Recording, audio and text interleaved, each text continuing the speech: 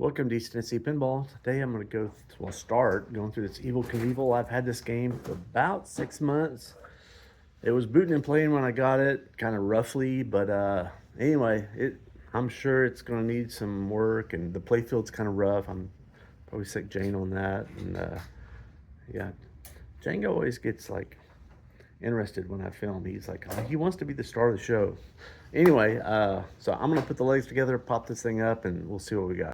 So I got the game all put together here. Haven't plugged it in yet, but it's got all new boards, new rectifier board, a new MPU. I should say new. This is an old Alltech, but it's a modern one. I say it's old because it's got batteries here. The newer ones wouldn't have batteries. New lamp driver board, and a new rectifier board with a custom made bracket there for it. You know, that works. Got original displays. Now let's look at the playfield. It's got quite a bit of wear around the inserts. Whole thing's just pretty tired looking, the playfield is. Cabinet looks kind of typical, slightly better than normal maybe. A lot of dings in the corners, but not too awful bad. It's got the original key for the head and the door, which is like, that never happens.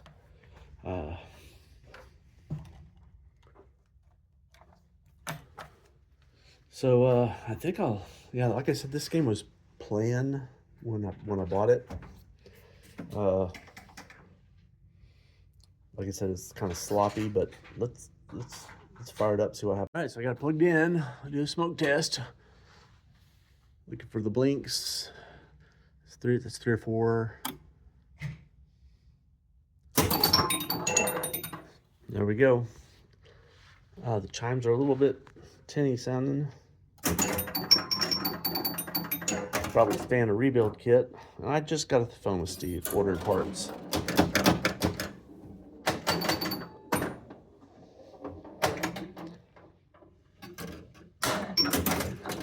Oh, somebody's got the really low high score set for the free play.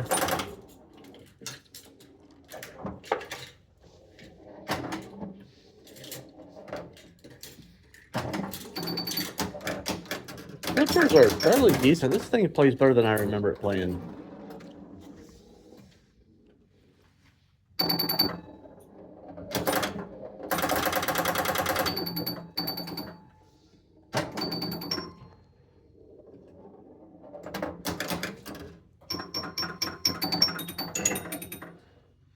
Anyway, it seems like it's working. The displays, let's just go through some of the tests real quick.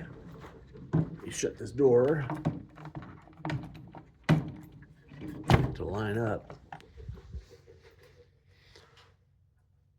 Well, we'll do the lamps first. So it's got LEDs in it. Not my favorite type, the type with the four little individual ones, especially the ones where you can see it.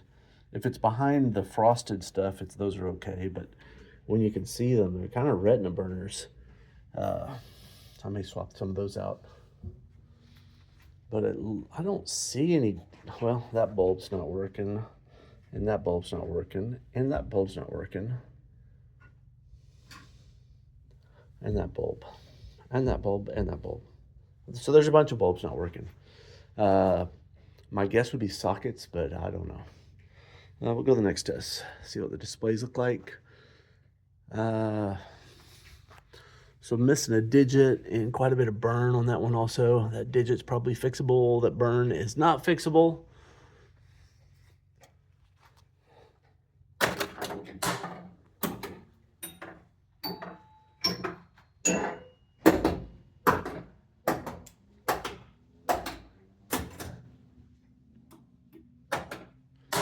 Everything but 15. I don't know what 15 is supposed to be, but it may not be anything. It may be like the coin lockout or something. Is the coin locked out? Oh, shoot. Wow, I just blew a fuse. I was going to say, is the coin lockout even hooked up? And when I touched it, this thing arc welded over to right there. So somebody cut it, but they didn't properly terminate it. So when I was just touching this, I looked like I saw the bare end. I was like, where's the wire? And it just, if you look real close, you can see where it welded itself on right there. And that blew the fuse for sure, because now it's not booted, and it won't boot without that voltage. We can go in here and look at it, and we'll see it'll be blown. Yeah, that one. It's hard to get it to focus, but that one right there. Yeah, I think you could see that. Anyway, it's good that it had the right fuse. It didn't really tear something up, but I think I'll start by fixing that fuse. So there's a fuse I just pulled out of there. Definitely fried that sucker. Anyway, should boot up now.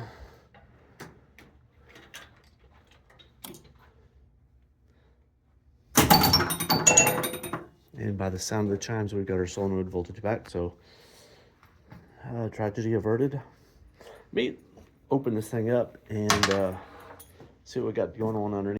Well, it's pretty clean down below. A couple gaps. Yeah, somebody did the Facebook Playfield restoration. That fuse I just blew. Anyway, about as clean as I get. A little bit of hole there. I think I can take care of that. Anyway, original bushings, or close to original. See how much slop there is in these.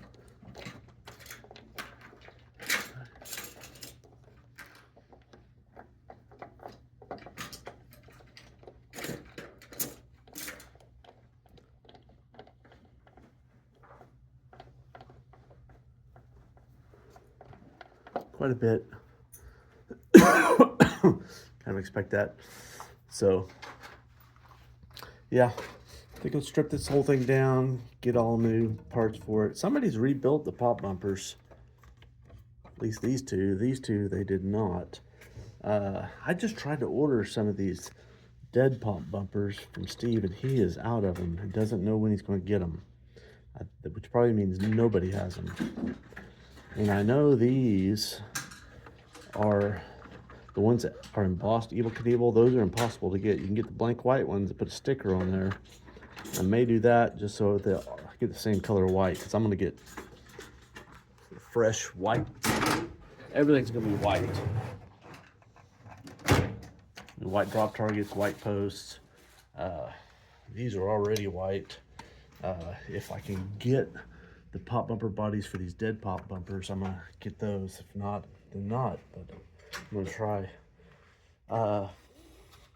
These plastics look like somebody's already swapped them, I would guess, a while ago, because they've got a little bit of wear, but they're not all yellowed around the perimeter, so I'd say they're pretty new.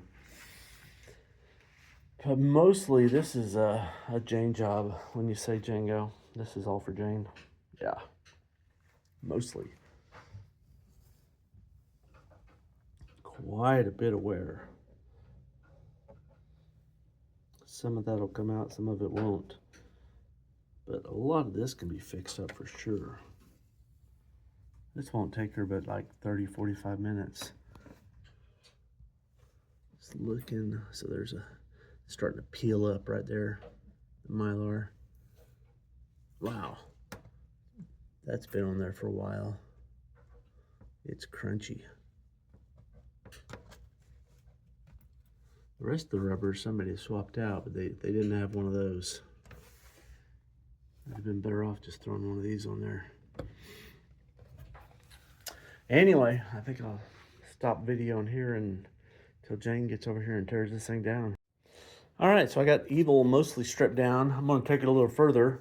I'm gonna take the flippers off. You can kind of see the damage on the Playfield. So these were installed, these Mylar in front of the slingshots, after a fair amount of wear, because there's wear underneath it. So those are not factory. In fact, there's a big chip there underneath it. I'll probably pull those off. I don't know. When I was doing this, I was looking. There's so much wear. I was like, I might just get. I'm pretty CPR. I think they have these in stock. I was like, I could do that. And it's like, it's $1,000 for the Playfield, and then, geez, a lot of labor to put it in there. And I was like, yeah, I'm gonna put this game on route. It's not gonna make any more money doing that, so I don't think I'm gonna do that. I'm just gonna clean it up, touch it up, put it back together.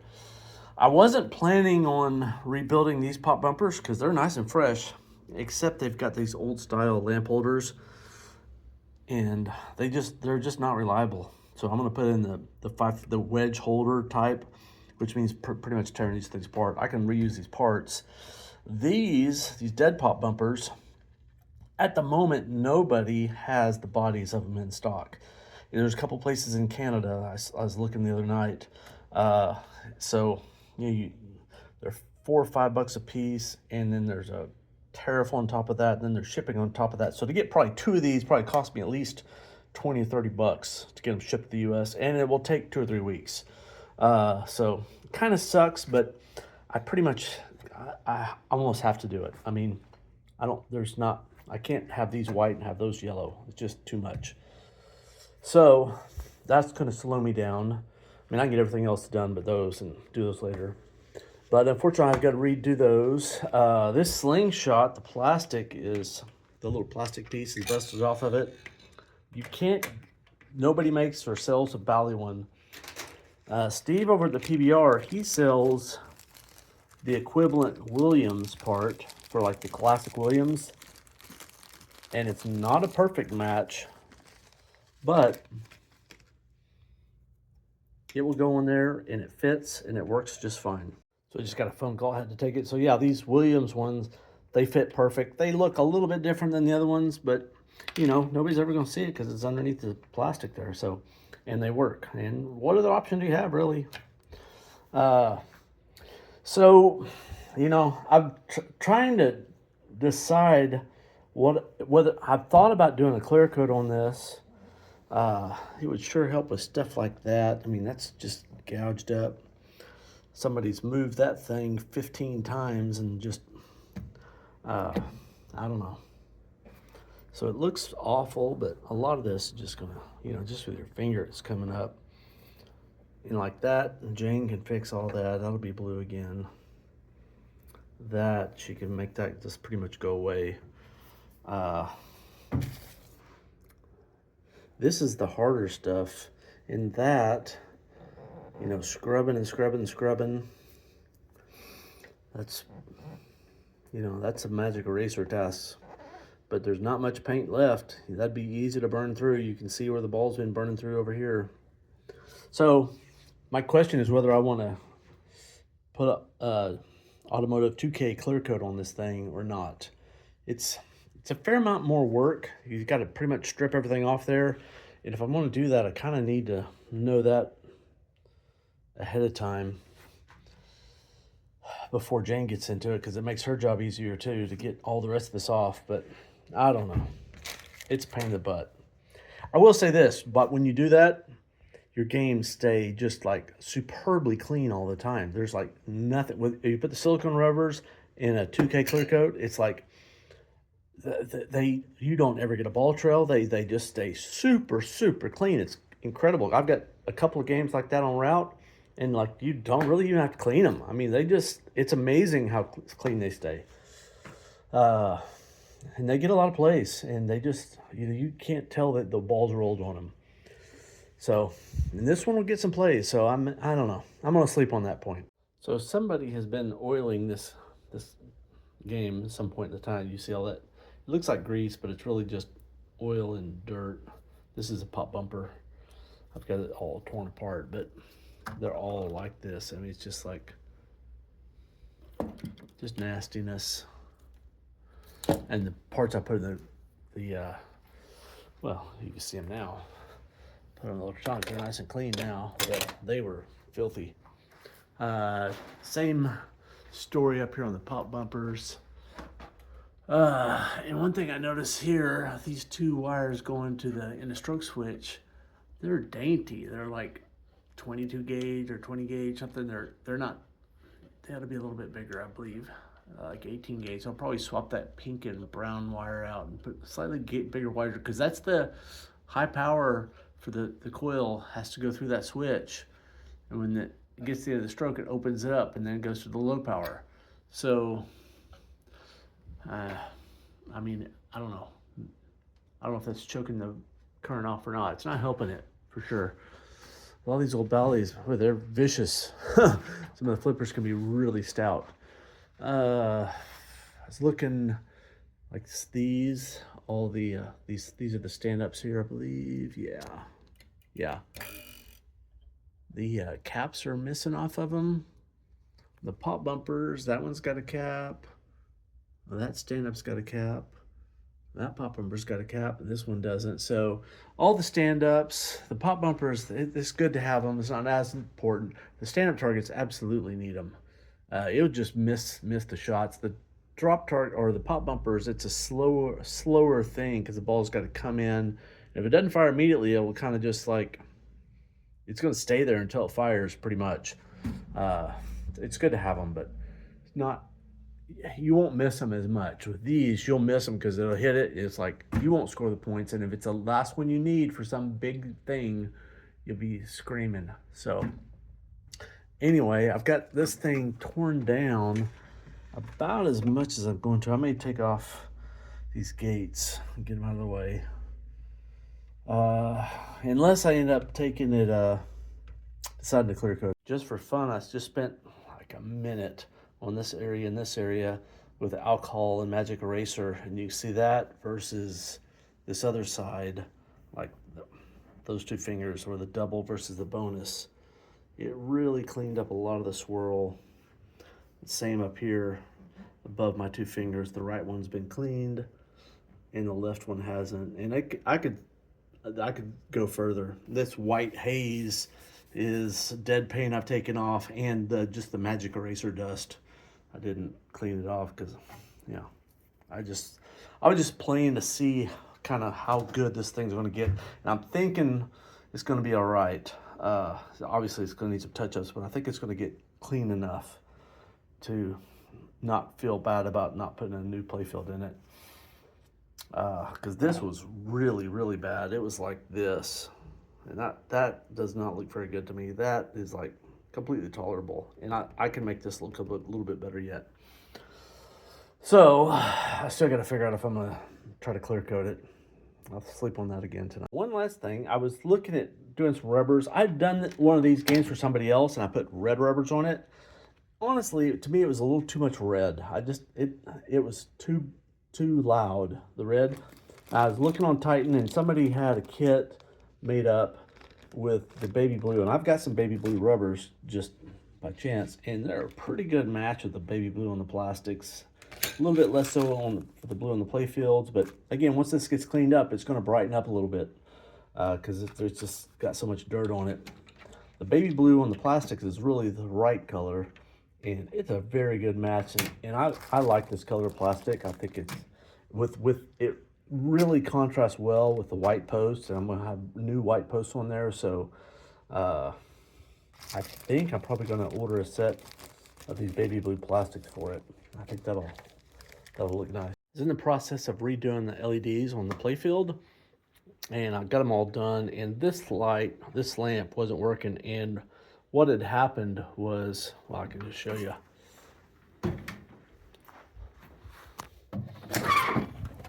It had gotten shorted at some point. Basically, this had knit, but that tab there was bent and touching the bracket. And that's a dead short because the power comes in on the bracket, goes through the bulb, and the ground is on this wire here. And there's supposed to be a gap. And normally there is, but it's just a little piece of metal. And it got bent. I guess, I took this one right here, right there below, because it's the green one. I bent it out there because I saw it was touching when I was going through the bulbs, and sure enough, it wasn't working. So anyway, I got the schematics out. Had a hard time finding a double bonus. Then I say DB, that's probably it. So go DB, if it's 15, follow this line. Jeez, I cannot do it on my phone. I have to look. So it's Q51. Come over here to the board, and it's got this reproduction board. Q51. I was going to get the multimeter, but I don't think I need the multimeter. It's blown. Yeah, so I'm just going to desolder that. And fortunately, they've got the hole. They've got these other through holes wired in parallel. So you just have to remove that, and then remove the solder from that, and then stick in a new SCR. So I'm just going to start by snipping. Well, shoot, it's pretty much fallen off. Yeah. So that made that pretty easy. I might make sure I don't think any of those are shorted, but I'm going to just check here real quick. Make sure none of these, because these are all, you see these traces, they're wired up in here. So if those were shorted there, we'd have a short here, but we don't. So now I just gotta get the solder out of those 3 spots. Probably work on the back of the board would be better.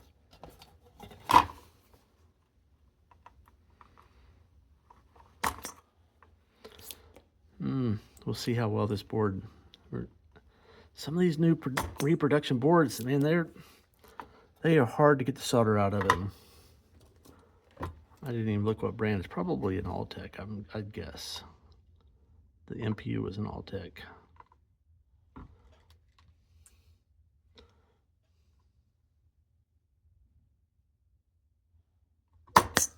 Yeah. I say, yeah, I mean, no.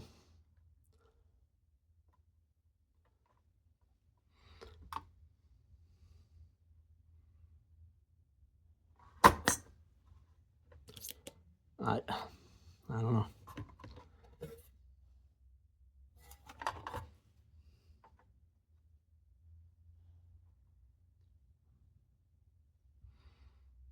I don't quite understand why this is. But I run into this a lot on these modern reproduction boards. I don't have this. I've swapped out quite a few of these on Weebly boards, the Weebly ones, and I haven't had this issue. I don't know who this is. Yeah, this is an Alltech. It's kind of an older. Well, it's not real old, but because it's an Alltech, but I imagine it's an older Alltech because the MPU is an older Alltech. I'm leaving that plenty long to get hot. Okay, I got one. Shouldn't be working on this side of the board, but you know, wasn't working on the other side, so.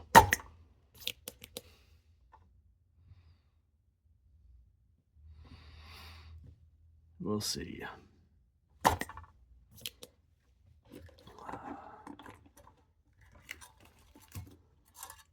Once you heat up the solder several times, it starts getting crusty. If I got 2 of them out, I can do this, because worst comes to worst, I can basically heat this up from the backside and push it through the one. It's very difficult to do that with 3, but if I've got 2 of them clear, I can make this work.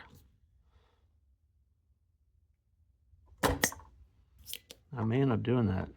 For whatever reason, this one, I can't get it out. At the risk of burning up the pad and trace, I'm gonna let it go a little further here. It's the last time I'm gonna try this. Oh, I got it.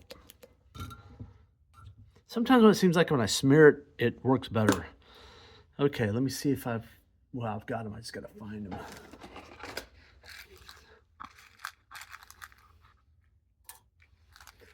There we go. And very nicely, they've got the diagram of this so you know which way it goes. I like it when they dumb-proof things like this. I need them to be dumb-proof.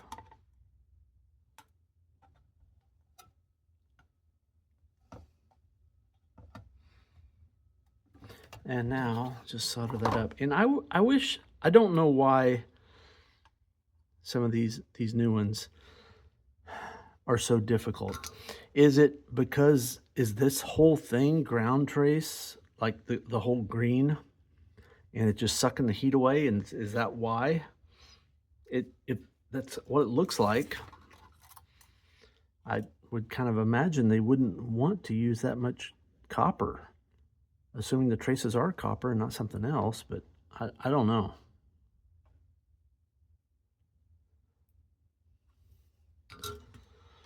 But that's what it looks like. It looks like the whole thing is basically trace, and then the copper trace, whatever, and then they just route out the actual traces. I think that's the process, maybe, instead of like however they did it before. I don't know. Maybe that's why they're hard to. Yeah, I just wasn't putting enough heat on it. Okay, well, I'm gonna throw this back in the game, and we'll see if we get a double bonus light. All right, I'll smoke test.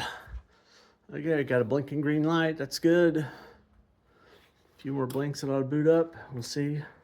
Let me put it into lamp test. Still don't have it. What the heck? Shoot.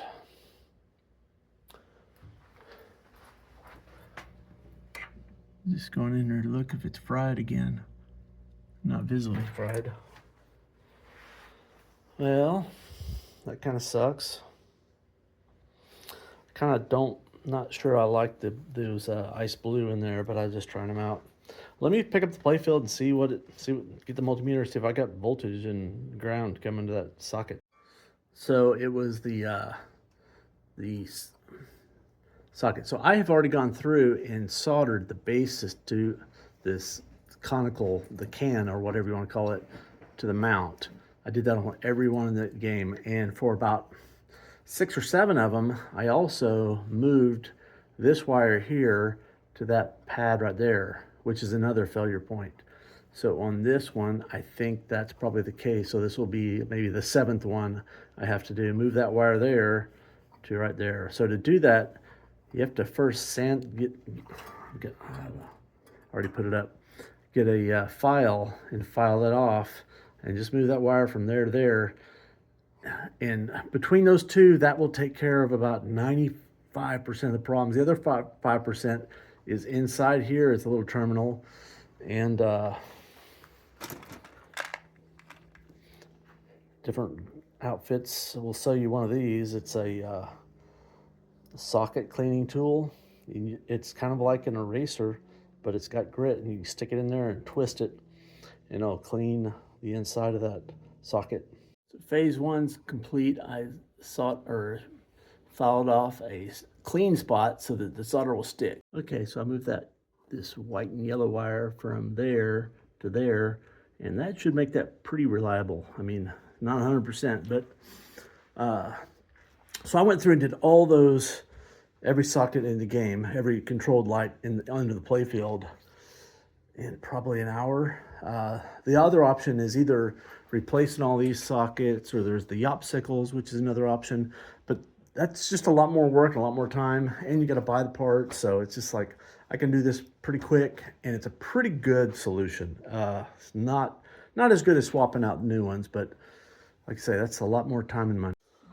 So Jane, everybody wants to see you painting and cleaning, and they always get questions. Oh, how do you clean these things? I was like, I just let Jane do it. That's how I clean them.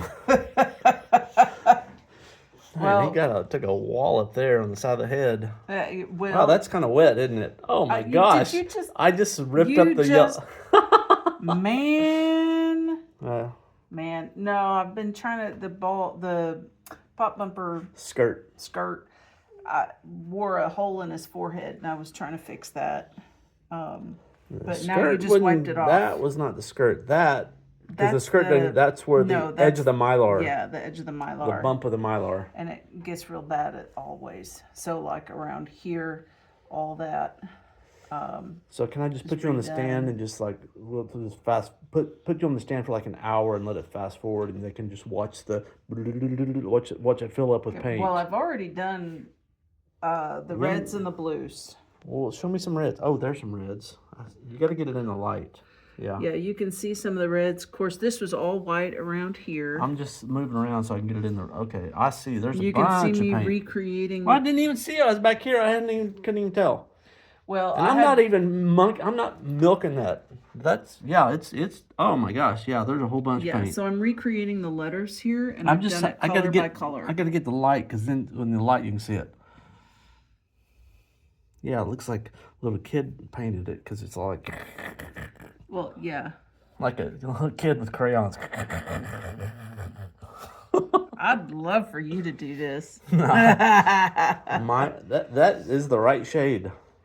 It's actually a mixture of 2 shades. Because it's never right. Never right out of the bottle. Never right out of the bottle. Yeah, I see people asking questions like trying to figure out like what color paint they should buy to paint a game, and it's like, no, you got to get all the reds and then mix them up.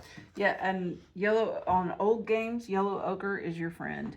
Yellow what? Yellow ochre. It's a very yellow ochre. It's a very standard color, but if you just add Django finds this very interesting. He's like listening to the entire conversation, eyes back and forth. He's like, they're talking. It must be important. You want to hear from me, but then you sway off. So no, it just adds a little age to the color. So how many hours do you have cleaning and painting on this? Oh, cleaning and painting so far. No, there's your daughter. Yeah, I get trumped by that every time. Well, after Jane got off the phone with her daughter, I got to talking to about touching wet paint. Woo! Dang. Not going to do that again for a while. So anyway, she's done a couple of colors. I guess she's done his forehead and the red. And I guess she's going to come in tomorrow and do a couple more colors. So anyway, I'm going to try to get this one, put it on the stand. What I want to do is like, so you can see the colors come across. Do it fast motion, like super fast. And anyway, maybe I'll get her to do that tomorrow. So I didn't capture Jane painting any of this, but I think she's done with it. It's still looking pretty tired, you know, this alligator stuff. But that, I believe that will go away once it's clear coated, and that's my plan. Let me get some, I'll put some naphtha on there, and just once it gets wetted, all those white lines pretty much disappear. So I've got some naphtha here. So that's what it should look like once it gets painted. And that's gonna look a lot better. I mean, it just evens everything out. It looks glossy, and so you get rid of that really tired look. So next thing I'm going to do, I'm going to let that naphtha dry, is I'm going to, well, I probably will clean this a couple more times. It's got to, before you paint it, it's got to be super clean, and obviously there's just an abundance of wax all over these games because it's been waxed for, 45 years. Get it as clean as I can, and Jane's already cleaned it a whole bunch of times before she painted it. Clean it some more, and then I'll do a real light sanding, then clean it maybe a little bit more, or I'll definitely clean it one last time, get a tack cloth, and then I'm gonna spray some 2K on it. And I'll try to document that. And so I'm not gonna take these off. I'm just gonna put some foil around them. So, I mean, it's probably better to take them off, but I'm not going to. I'll put some old bulbs in all the sockets, keep the paint out of those, and we'll get her done. So I don't think I've done any more work on this Evel Knievel since my last video, which is several days ago, but I do have some updates. Well, you see the rails are missing. So it turns out there's a wheel shop right next door, and this guy, unbeknownst to me, he does powder coating. So I took off the rails, walked down bar, and so in the legs, and gonna give them to him, and he's gonna get them powder coated. I ordered some, it's called Hot Rod Blue powder coat color. It's, I don't know, kind of like that, but a little bit, well, it's going to be a lot brighter. And so another thing he does is he does a lot of clear coating. So I was planning to do the clear 2K out of a can, which is a pretty decent solution, but it's not as good as out of a gun. and having a real spray booth, a dust-free spray booth, and he's got some overhead lights so he can to heat it up a little bit and really lock the stuff down. And so I'm gonna do that. So sometime in the next week, I'm gonna unplug this Playfield, carry it over there, and he's gonna shoot it. So I've still got some prep to do. I got to get it really, really clean, make sure there's no wax left, clean it several more times, do a little light sanding, 800 grit, and then get everything. I'm either gonna tape all this stuff up or take it off. I'm not sure. In the past, I've taped it off or foiled it off usually, because the foil is kind of easier to get on there.